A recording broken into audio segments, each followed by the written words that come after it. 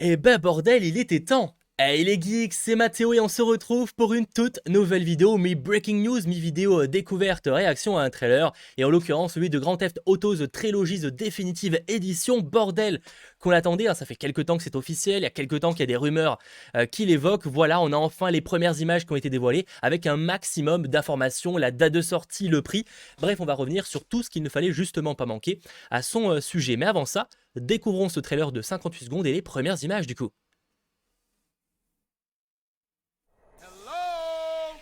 Ok, ça va nous faire un avant-après, ça a de la gueule. Ok. Ah ouais, non c'est pas mal. Ah ouais, non c'est quand même flagrant la différence. Ah ouais, les textures, les couleurs, la lumière. Ah ouais, là la pluie, la différence est folle. Ah les souvenirs, la nostalgie qui est présente, c'est ouf. Ouais, non, ça fait rêver.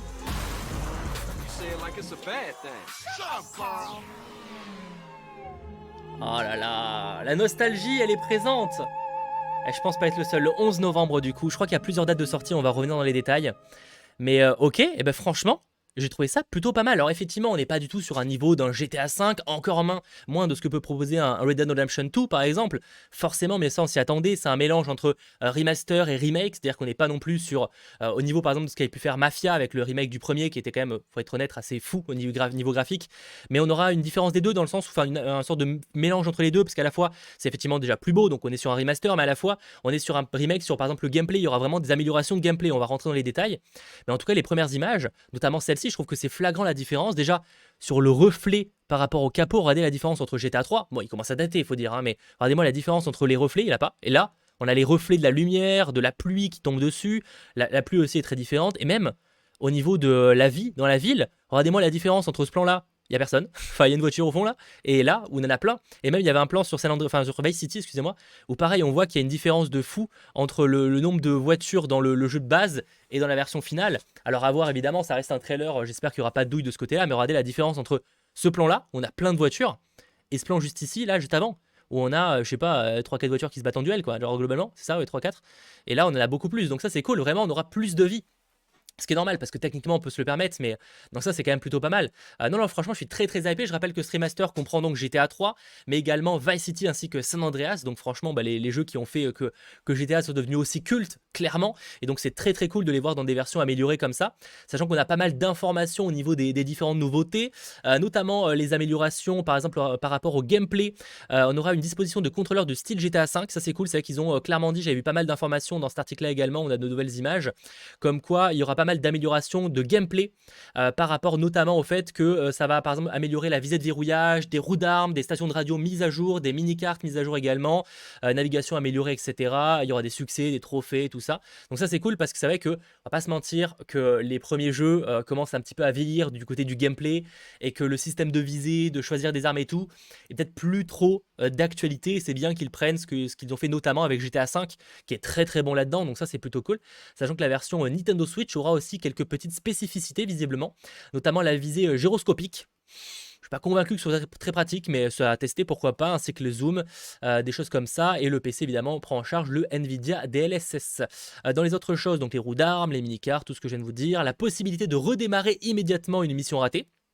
Ça c'est cool.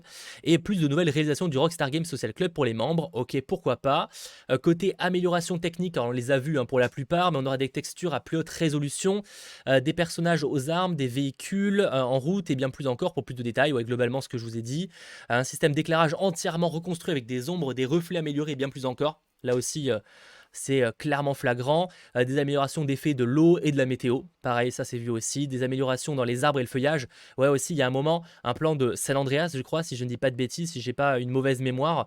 Voilà, là où la différence entre l'arbre de droite là et l'arbre de gauche, franchement, c'est pas mal et ça me rappellerait même presque GTA V. Ça sera un poil moins bien, mais quand même, franchement, là, ce plan-là, si on enlève le CG, le personnage, franchement, on est quand même plutôt pas mal. Non, franchement, je trouve ça vraiment très réussi.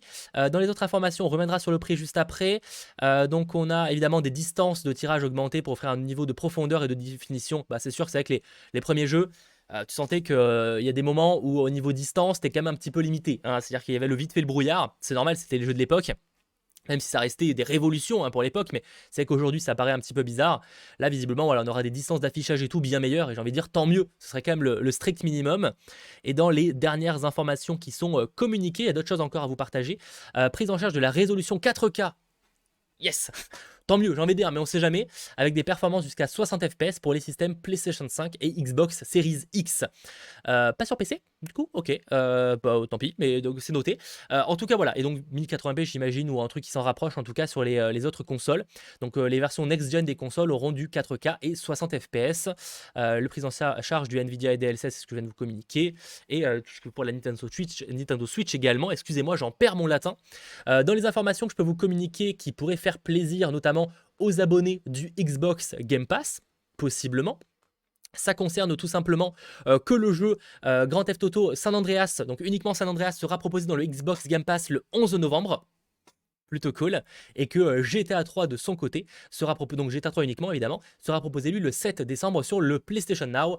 Clairement, l'Xbox Game Pass propose un jeu un peu meilleur, hein. Je préfère quand même San Andreas à GTA 3. GTA 3 a marqué évidemment le jeu vidéo, mais c'est vrai qu'avec un personnage qui ne parle pas, l'histoire était un poil moins passionnante qu'un San Andreas qui était clairement l'un des meilleurs GTA.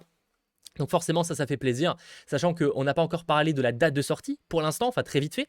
Le jeu sort donc bel et bien le 11 novembre sur la plupart des consoles, donc PlayStation 5, Xbox Series X et S, Nintendo Switch, PlayStation 4, Xbox One ainsi que PC via le Rockstar Game Launcher, donc ça le 11 novembre en version digitale du coup, mais il y aura une version physique pour les collectionneurs. C'est vrai que c'est clairement le genre de jeu qu'on a envie d'avoir dans sa collection. Ça malheureusement, il faudra être un peu plus patient, ça arrive uniquement le 7 décembre et uniquement sur Xbox Series X et S, Xbox One, Nintendo Switch et PlayStation 4. C'est-à-dire qu'il n'y aura pas de version physique pour la version PlayStation 5 du coup, c'est bizarre. Version PC, je trouve ça pas très surprenant, mais version PlayStation 5, c'est quand même dommage de ne pas avoir de version physique, donc surprenant, mais pourquoi pas. Je sais pas s'il y a une information de ce côté-là. Donc en tout cas, voilà ce qui vient d'être communiqué, sachant qu'on n'a pas encore parlé du prix. Oui, donc la définitive édition des 3 jeux sera proposée à 60 €. Je sais que ça pourrait paraître cher pour certains. Honnêtement, au vu de ce qui est montré dans le trailer, je trouve que ça va, parce que ça reste quand même des jeux qui sont quand même longs en termes de durée. Alors je me rappelle plus vraiment GTA 3, ça fait très longtemps que j'ai pas joué, mais franchement, j'étais à Vice City, j'étais à San Andreas. Franchement, on a de belles heures devant nous. Si le jeu et la promesse que l'on voit là est tenue, c'est-à-dire d'un jeu où on a quand même des belles améliorations, où derrière, techniquement parlant, il y a un gameplay qui est amélioré, qui se rapproche de ce que peut proposer un GTA 5, je trouve que 60 €, c'est pas déraisonnable parce qu'il y a un vrai travail derrière. Moi, c'est ce qui m'inquiétait. J'avais peur que ce soit juste une petite amélioration de pixels et puis basta. Là, certes, ils avaient dit que ce serait pas le cas, mais on n'était jamais à l'abri d'une mauvaise surprise comme avec GTA 5 par exemple, Next Gen. Je trouve que là, vraiment, les 60 € me paraissent pas injustifiés. Ça reste mon avis, mais n'hésitez pas à me partager le vôtre en commentaire. En tout cas, rendez-vous le 11 novembre. Évidemment qu'on fera ça en direct, peut-être même sur cette chaîne-là, mais surtout sur Twitch. Donc n'hésitez pas à m'y rejoindre. Et bordel, que j'ai hâte de retourner à Liberty City, à Vice City, mais également à San Andreas. Surtout San Andreas, quoique Vice City aussi beaucoup. Ouais, Liberty City également en fait, hein. Bref, j'ai extrêmement hâte, hein. Je pense que c'est plus ou moins ça. Allez, on se retrouve très vite pour de nouvelles vidéos. Passez une très bonne fin d'après-midi. C'était votre geek, Mathéo. Ciao tout le monde.